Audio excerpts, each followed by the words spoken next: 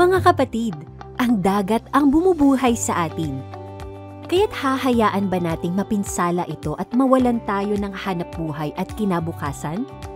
Dahil lumalampas tayo sa nararapat na dami ng huli at kung minsay gumagamit pa ng ilegal na pamamaraan ng pangingisda, nanganganib tuloy ang ating yamang dagat. Kailangan nating kumilos. Hindi lang ang iilan, kundi tayong lahat. Kailangan nating lahat magtulungan. Ano ang dapat nating gawin? Igalang at sundin ang mga batas para sa pangisdaan. Kapag hindi natin igalang ang batas, tiyak na walang forever, lalo na't pagdating sa yamang dagat.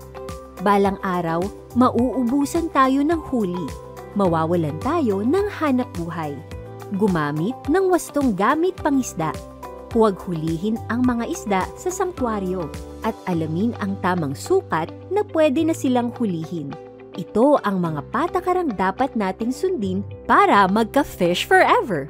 Alamin ang kumpletong mga patakaran sa pangingisda sa ating mga LGU.